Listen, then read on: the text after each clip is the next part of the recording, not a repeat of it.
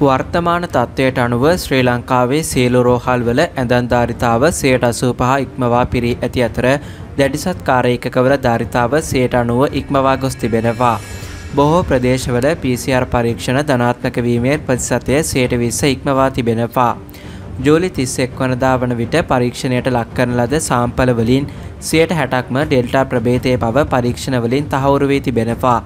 මේ වන විට ශ්‍රී ලංකාවේ ජනගහනයෙන් 54%ක් එක එන්නත් මාත්‍රාවක් ලබාගෙන ඇති අතර 15%ක් මාත්‍රා දෙකම ලබාගෙන ඇත.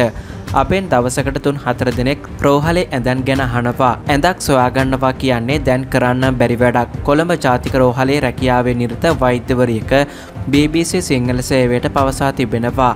මේ වන විට ආසාදිතයන් 3,62,000කට ආසන්න ගණනක් වාර්තා වී ඇති අතර මරණ 6,260 ඉක්මවා තිබෙනවා. මේ ආකාරයෙන් සංචරණ ක්‍රියා පැවතියහොත් ලබන මාසයේ වන විට ලංකාවේ දිනකට කොරෝනා ආසාදිතයන් 6,000 ඉක්මවා වාර්තා විය හැකි බව ස්වාධීන සෞඛ්‍ය විශේෂඥ කණ්ඩායමක් පුරෝකථනය කර තිබෙනවා. පවතින තත්ත්වය වළක්වා ගැනීම සඳහා මෙම ස්වාධීන විශේෂඥ කණ්ඩායම නිර්දේශ කිහිපයක් ඉදිරිපත් කර තිබෙනවා. අත්‍යවශ්‍ය සේවා හැර අන්තර් දිස්ත්‍රික් අතරද ක්‍රියාත්මක දැඩි සංචරණ සීමා පැනවීම සහ කෙටි කාල සීමාවන් වල ඇඳරි නීතිය ක්‍රියාත්මක කිරීම. සති 3ක කාලයක් සඳහා සියලුම මහජන උත්සව සීමා කිරීම හෝ අවලංගු කිරීම. අත්‍යවශ්‍ය සෞඛ්‍ය සේවා අඩපණවීමකින් තොරව රෝහල් කටයුතු පවත්වාගෙන යාමට සෞඛ්‍ය සේවකයන්ට අවශ්‍ය ආරක්ෂාව හා පහසුකම් සැපයීම. කාර්යක්ෂම සංනිවේදන සැලැස්මක් සංවර්ධනය කිරීම. සැබෑ තත්ත්වය වඩා හොඳින් අවබෝධ කර ගැනීම සඳහා මරණ පිළිබඳව ආසාදිතයන් පිළිබඳව නිවැරදිව වාර්තා කිරීම. එන්නත් කරණයේදී වයස අවුරුදු 60 ඉක්මව පුද්ගලයන්ට ප්‍රමුඛතාවය ලබා දීම හා ඔවුන්ට ෆයිසර්, මොඩර්නා හා ඇස්ට්‍රාසෙනිකා එන්නත් ලබා දීම සුදුසු බව ස්වාධීන විශේෂඥයන්ගේ නිර්දේශයයි. කෙසේ නමුත් පසුගිය අගෝස්තු 17 සිට මංගල උත්සව පැවැත්වීම තහනම් කර තිබෙනවා. පිරිස් ඒකරාශී වන කිසිදු අවස්ථාවකටද අවසර හිමි නොවන අතර එමෙන්ම අවන්හල්වල වරකට රැස්විය හැක්කේ ඒවායේ ධාරිතාවෙන් 50%කට නොවැඩි පිරිසකට පමණි. ස්වාධීන විශේෂඥයන් කණ්ඩායමකට අනුව ඔක්තෝබර් මුල වන විට දෛනික වාර්තා වී හැකි මරණ සංඛ්‍යාව 220ක් පමණ වනු ඇති. ශ්‍රී ලංකාවේ වයස 60ට වැඩි පුද්ගලයන් ලක්ෂ 3කට අධික පිරිසක් එකඳු හෝ කොවිඩ් මර්ධන එන්නත් මාත්‍රාවක් ලබාගෙන නොමැති බව රාජ්‍ය අමාත්‍ය මහාචාර්ය චන්න ජයසුමන මාධ්‍ය හමුවකදී පැවසුවා. වාර්තා වන කොවිඩ් මරණ වලින් වැඩි පිරිසක් කිසිදු කොරෝනා මර්ධන එන්නත් මාත්‍රාවක් ලබා නොගත් වැඩිහිටියන් බව අමාත්‍යවරයා තවදුරටත් පැවසුවා. පසුගිය පැය 24 තුළ නිරෝධායන නීති රීති උල්ලංඝනය කළ පුද්ගලයන් 253 දෙනෙකු අත්අඩංගුවට ගෙන ඇති බව පොලිස් මාධ්‍ය ප්‍රකාශක නියෝජ්‍ය පොලිස්පති අජිත් රෝහණ මහතා පැවසුවා. බස්නාහිර පළාතට ඇතුළු වන සහ පිටවන ස්ථානවලදී පුද්ගලයන් 2411ක් සහ ඔවුන් පැමිණි වාහන 1020ක් පරීක්ෂාවට ලක් කර ඇත. ඒ අතුරින් පුද්ගලයන් 479 දෙනෙකු ඔවුන් පැමිණි වාහන 360ක් සමග ආපසු හරවා යවූ බව පොලිස් මාධ්‍ය ප්‍රකාශකවරයා සඳහන් කළා. මෙතෙක් අත්අඩංගුවට ගෙන ඇති මුළු පුද්ගලයන් සංඛ්‍යාව 54612ක් පමණ බවද පොලිස් මාධ්‍ය ප්‍රකාශකවරයා සඳහන් කළා. කොවිඩ් මර්ධන එන්නත ලබාගෙන නොමැති නම් ගර්භණී මව්වරු වෛරසයෙන් අනාරක්ෂිත බව ප්‍රසව හා නාරිවේද විශේෂඥ වෛද්‍යවරුන්ගේ විද්‍යායතනයේ ලේකම් ප්‍රසව හා නාරිවේද විශේෂඥ වෛද්‍ය චාමින්ද මාතොට පවසයි. මෙතෙක් එන්නත ලබා නොමැති ගැබිණි මව්වරුන් හැකි ඉක්මනින් එන්නත් ලබා ගැනීම වැදගත් බව සෞඛ්‍ය ප්‍රවර්ධන කාර්යාංශයේ පැවති COVID-19 පිළිබඳ දැනුවත් කිරීමේ ප්‍රවෘත්ති සාකච්ඡාවේදී අදහස් දක්වමින් පැවසුවා. කොවිඩ් රෝගයේ ගර්භණී මව්වරුන්ට වැළඳුනහොත් සංකූලතා දරුණු විය හැකි අතර එම සංකූලතා මවට පමණක් නොව කුස තුළ සිටින දරුවාටද බලපෑම් එල්ල කළ හැකියි. දරුවා නියමිත දිනට පෙර බිහිවීමේ අවදානමක් සේම එසේ බිහිවන දරුවන් හට මොළයේ වර්ධනයේ අඩුකම, පෙනහැලු වර්ධනයේ අඩුකම ආදී සංකූලතා ඇති විය හැකි බවද ඔහු සඳහන් කළා. එමෙන්ම මවට වෛරසය බෝ වුණහොත් මව් කුස තුළ දරුවා මිය යාමේ අවදානමක් දැත.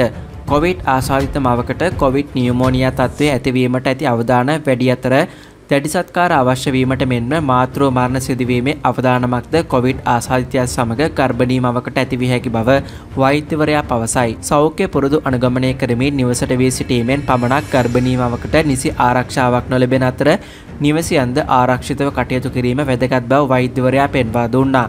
මේ වන විට ශ්‍රී ලංකාවේ ගර්භණී මව්වරුන් 30000ක් පමණ සයින ෆාම් එන්නත් ලබාගෙන ඇති අතර එම එන්නත් ආරක්ෂිත බවට ප්‍රමාණවත් සාධක මේ වන විට උලව පුරා සිදු කරන ලද පරීක්ෂණ වලින් ලැබී ඇතැයිද ඔහු පැවසුවා. මේ දක්වා සිදු කරන ලද පරීක්ෂණ වලට අනුව ස්පුට්නික් V එන්නත හැර ශ්‍රී ලංකාවේ දෙනට ලබා දෙන අනෙකුත් එන්නත් තුන සඳහා උපදේශන කමිටුවේ අනුමැතිය ලැබී තිබෙනවා.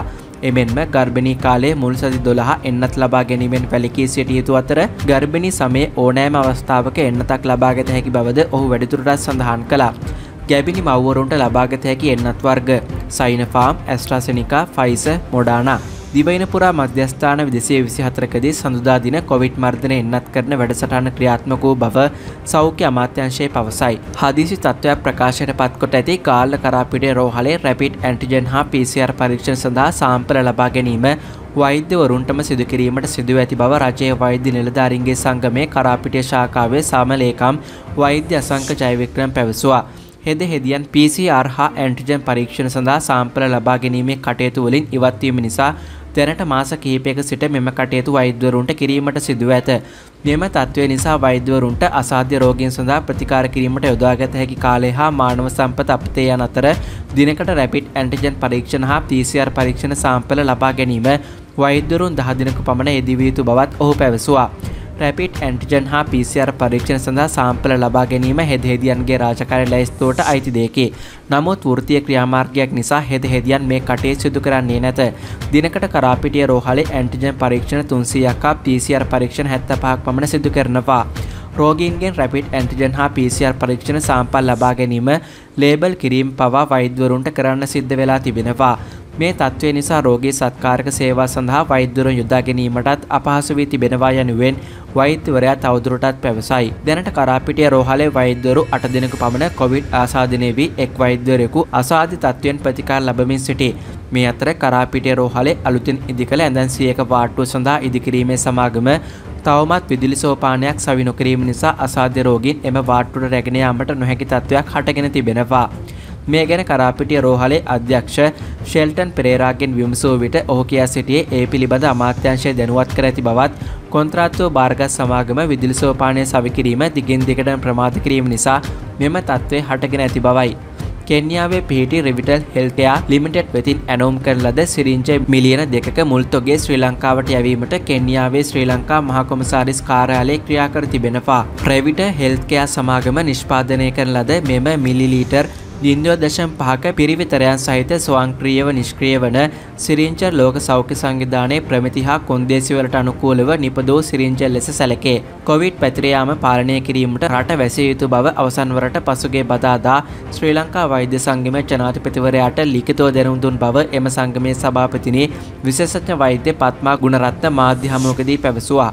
කොවිඩ් දැඩි ලෙස පැතිර යාම හේතුවෙන් විවිධ නගර කිහිපයක කඩසාප්පු එම නගරවල වෙළඳ සමාගම් තීරණයට අනුව වසා දමා තිබෙනවා. මෙලෙස කඩසාප්පු වසා දමා ඇති නගර වන්නේ තංගල්ල, පදොල්ල, බලංගොඩ, වලපනේ, බණ්ඩාරවෙල, ඇඹිලිපිටිය, ගම්පහ සහ මාතලේ යන ප්‍රදේශයි.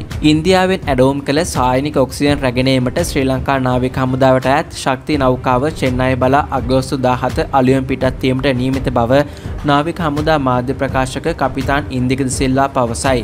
ත්‍රිකුණාමලය වරායෙන් පිටත් වන එම නෞකාවට චෙන්නයි වලට ලංකා වීමට දින 1කමාරක පමණ කාලයක් ගතවන අතර ඔක්සිජන් පැටවීමෙන් පසුව නැවත පැමිණීමටද දින 1කමාරක් ගත වේ.